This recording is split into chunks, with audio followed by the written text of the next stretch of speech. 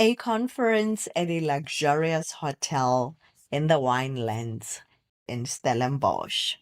A powerful businessman and his devoted wife.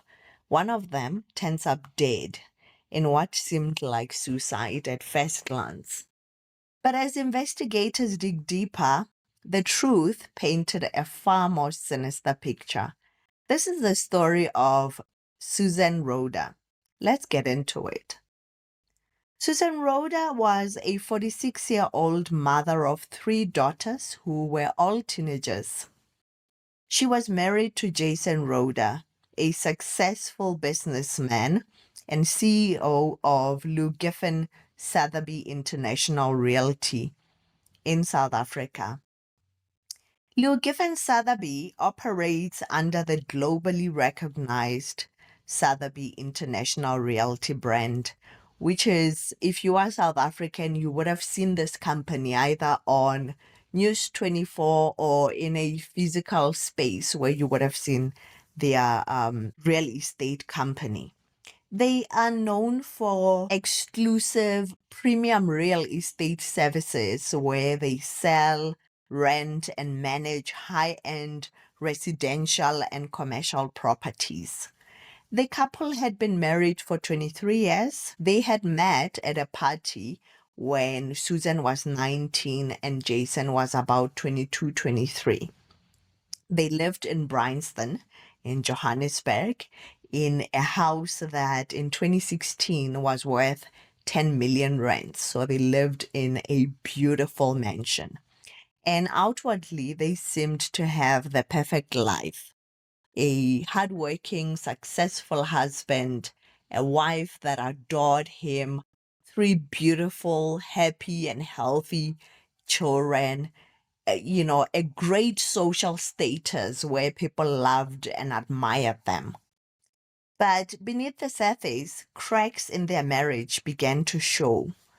In February of 2016, about 2 weeks before Valentine's Day, Susan made a discovery that shattered that illusion of a perfect family life. While unpacking Jason's luggage from a business trip, she found a Valentine's Day card. But it wasn't from her. Jason's mistress, real estate agent Jolene Altersky, had deliberately placed the card in his bag, a brazen move by her to ensure that Susan would find it. Jolene was employed by the same company that Jason was CEO of. She was working there as a real estate agent in their Cape Town Atlantic Seaboard offices. Confronted with the evidence, Jason had no choice but to admit to the affair. Under Susan's insistence, he called Jolene on speakerphone and supposedly ended the relationship. But despite his promises, Susan remained suspicious. She knew Jason wasn't done with Jolene. She could feel it in how they interacted, how he treated her. She just felt like it was not done. It was not over. So she became extra vigilant and, even paranoid. Determined to save her marriage, she went through drastic measures. She updated her wardrobe. She underwent various cosmetic procedures such as lip injections and Botox, and she did everything she could to get her husband's attention. The couple even went through marital counseling, but Jason had checked out of the marriage. He just had not communicated that to her, but he was done. He did not want to be a part of it anymore. If you're intrigued by my storytelling so far, please like this video and consider subscribing to the channel for more true crime stories. In July 2016, Jason was attending a Lou Giffen Sotheby International Realty Conference. This was held at Speyer Hotel in Stellenbosch, which is a luxury hotel on a scenic wine farm. The event was, of course, for company executives and business associates. Spouses were not invited.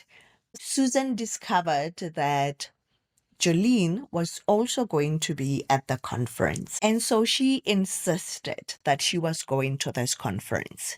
She did not care that spouses were not invited. Her husband was the CEO, and therefore she was going to join in and go. The first time she broached the subject of her wanting to go to the conference, they had gone for marital counseling, and she said this in front of their counselor. And Jason was so furious that he walked out of the session at the idea that she wanted to go there with him. However, he later relented and she went. However, because Jason was, one, desperate to keep his affair secret, this is alleged that he felt that Susan's presence at the conference would attract eyes. People would start to talk. There were already rumors within the company that the two were having an affair. Some people already suspected this. So Susan being there as a chaperone would make people even more suspicious. So that was the first thing. However, as you can imagine, Jason must have thought this getaway would give him the great opportunity to spend time with his mistress, to sneak out when they were done with their long meetings, to go and spend time with her in private. However, Susan was there, and she was on his tail through and through.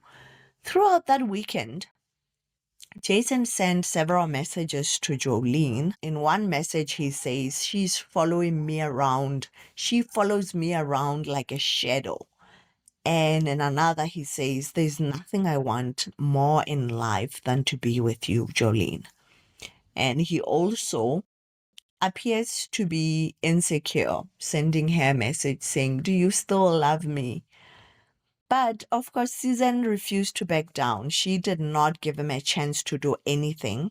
But not only that, the two were at each other's throats. The two were arguing constantly throughout the first day on the 22nd of July. Throughout the first day, if he's walking around in the room or if he seems to be looking a certain way, Susan thinks he's looking at Jolene. Jason even said to her in a WhatsApp message, I'm hosting this. I have 150 people looking at me. This is my job. You are disturbing me. Because, he was furious at her that she was ruining this for him. And in one WhatsApp message where they have a heated argument, she's in the room. He's supposed to have come back. He has not yet come back to the room.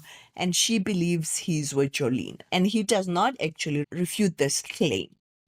She calls him a devious effing bastard. He tells her to pack her things and go home, that their marriage was over. And she says to him in a chilling statement, you are going to die today. And so is she. Hours later, though, on the morning of the 24th of July, Susan was dead. Jason claimed that she had taken her life, having hung herself in the bathroom with a hair iron cord, but something did not add up.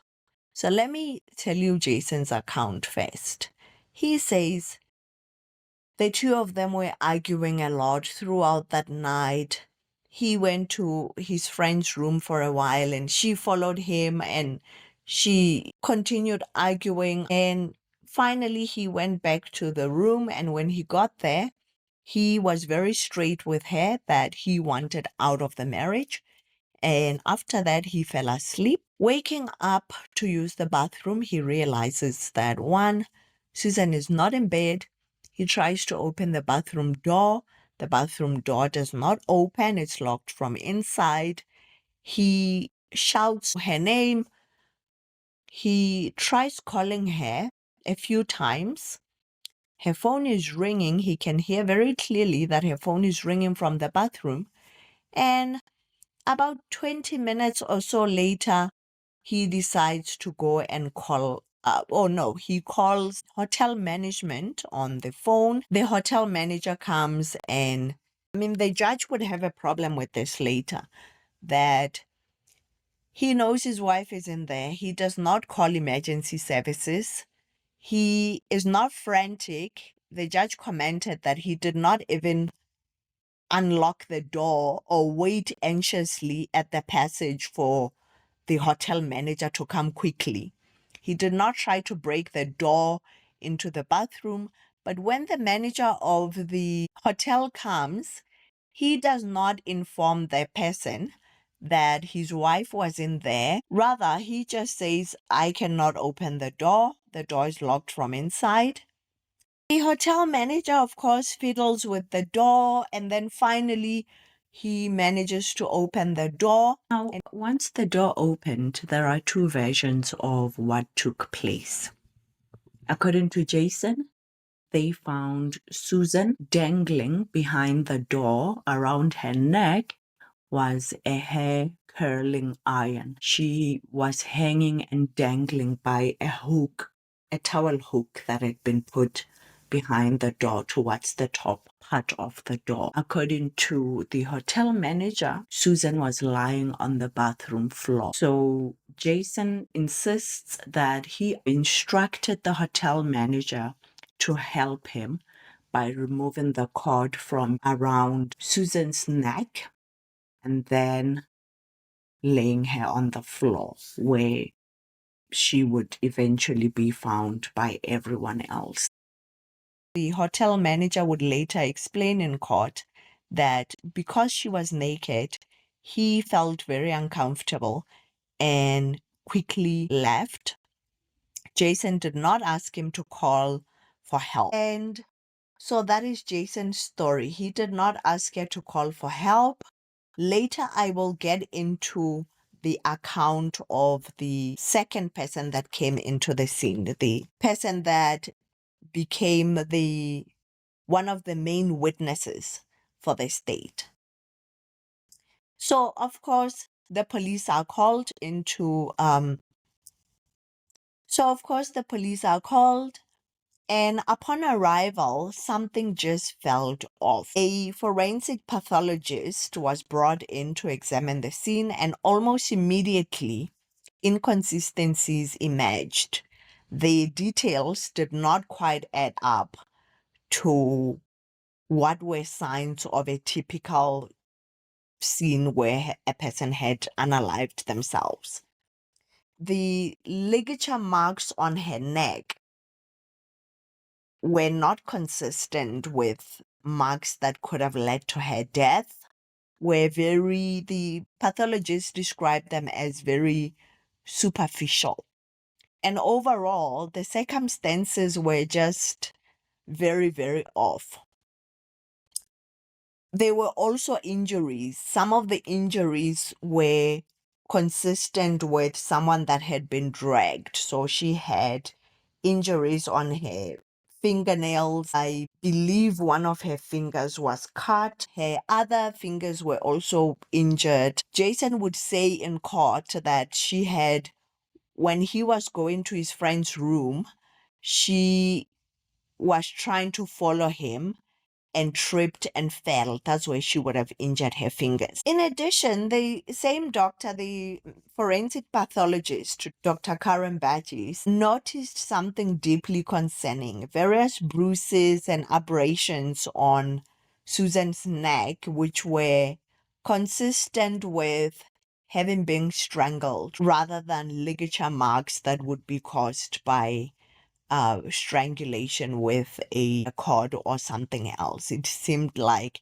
she had been strangled. According to the pathologist, there were also tiny blood spots in her eyes, which were a telltale sign that someone had been strangled with manual strangulation rather than someone that had hung themselves. When an autopsy was performed, it also confirmed their suspicions. So two medical examiners, the pathologist who was at the scene of the incident, as well as the medical examiner who conducted the pathologist on Susan, Dr. Deirdre Abrahams. Her findings were that Susan did not die by hanging. She was strangled.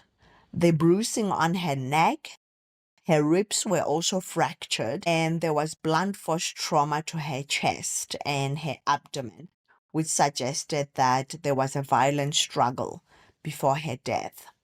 The marks on her neck, also based on the autopsy, did not match what an extension cord would cause. Instead, they were consistent with the pressure of hands around someone's neck. All this evidence pointed at Jason, but of course, even outside of the physical evidence, the circumstantial evidence and the other evidence, such as the affair, the fight, the messages between Jason and Susan on WhatsApp, there were a lot of things. Therefore, Jason was arrested and charged with Susan's murder, as well as defeating the ends of justice. His trial at the Western Cape High Court became one of the most high-profile cases in recent years. The prosecution, of course, argued that Jason murdered his wife, staging the scene to cover it all up. The defense claimed that Susan had been emotionally unstable and had taken her own life due to the stress of the affair. Jason even took the stand in his own defense. Here's a clip from his testimony. And I remember I rolled over and I saw her walk towards the bathroom and I heard the bathroom door slam. I fell back to sleep. I woke up a little time after that. I went to the bathroom. I tried the bathroom door and the bathroom door was locked. I remember I phoned her and I could hear the phone ringing and it rang a couple of times and I realized she wasn't going to pick up. I honestly just thought she was just teaching me a lesson by not opening the door, knowing that I'd have to go to without brushing my teeth, etc.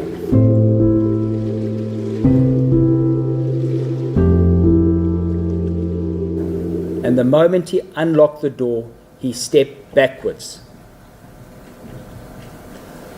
I immediately put my hand on the door and I went to open the door.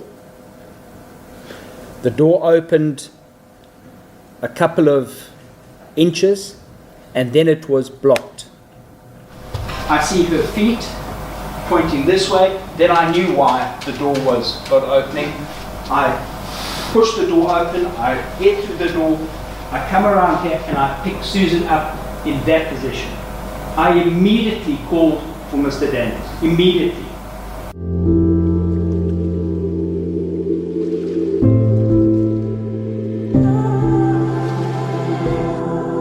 You say she was hanging. He says no, she was lying on the floor. Who to believe? How are we going to resolve that? Well, Mr. Daniels has come and presented his evidence, and with the greatest respect, I think we'll let the court decide whose version to believe. One of the state's witnesses, a man called Mark Thompson, who had known the couple for 7 years and was also working for the company and attended the conference. He stated that on the morning of the incident, he had whispers from staff working at the hotel that something had happened. So he became concerned that something happened maybe to one of the guests, and he went to investigate. And as he went around looking, he walked into the scene of the crime where he found Susan's lifeless body, completely naked, lying on her back on the bathroom floor. Jason sat next to her and said to Mark, "Mark, help me." Mark Thompson says he performed CPR, and of course he would later testify in court that he did not even know how to perform CPR. He had only seen it on TV. But he says he tried his best for about 30 to 45 minutes trying to revive her. But something during that time struck him as very odd. The entire time, Jason never once spoke to Susan. He never shouted her name, never pleaded for her to wake up. He just sat there quietly on the side. Once, he went to her and blew into her mouth during that whole time. But the rest of the time, he sat there motionless, never asking that, an ambulance should be called or bothering to call an ambulance the whole time that Mark Thompson was attempting to perform CPR on his wife. And after many days where the state presented its case, the state brought in several witnesses, including the police officers, some of the employees of Luke Giffen Sotheby, the pathologists, and many other witnesses, including Susan's brother, who had come all the way from Australia. After those days of testimony, the state rested its case. The defense also brought on their own pathologists who tried unsuccessfully to find inconsistencies with the statements by the other two pathologists. After the defense rested, Jason was found guilty of murder and defeating the ends of justice. This was in November of 2018. He was sentenced to 18 years in prison for the murder and 5 years for defeating the ends of justice for staging her murder as suicide. The judge, in fact, in her sentencing, concluded that Jason, who was used to selling houses, who was used to staging houses for potential buyers, staged the murder of his wife as if it was a show house that he had been presenting to other people, and the police and everyone else were the customers that he wanted them to buy into his cover-up, into his story. I mean, others have also questioned how Jason left his wife naked like that for the 30 to 45 minutes that Mark Thompson attempted to perform CPR on her, that he did not bother to protect her dignity even in death. So those are some of the criticisms of those who have said he killed her. This was not suicide. And of course, even after being found guilty, Jason still claimed his innocence. The sentencing, so the 18 years for murder and the 5 years for defeating the ends of justice, would work out to an effective 20 years, as the 5 years of defeating the ends of justice would run concurrently with his last 3 years of murder. So effectively, he was to serve 20 years in prison. However, Jason appealed both his conviction and sentence, and the Supreme Court of Appeal upheld the conviction. So they did not change the conviction. However, they reduced his sentence from 20 years to 15 years. That is it for today's case. I would like to know what you think actually happened here. So he has been found guilty. He did kill her. But I would like to know, do you think that this was premeditated murder, that Jason went to the conference with a plan to kill his wife? Or was this crime of passion? Or what exactly happened here? Please don't forget to like this video and consider subscribing to the channel. And I will see you in the next one. Thank you.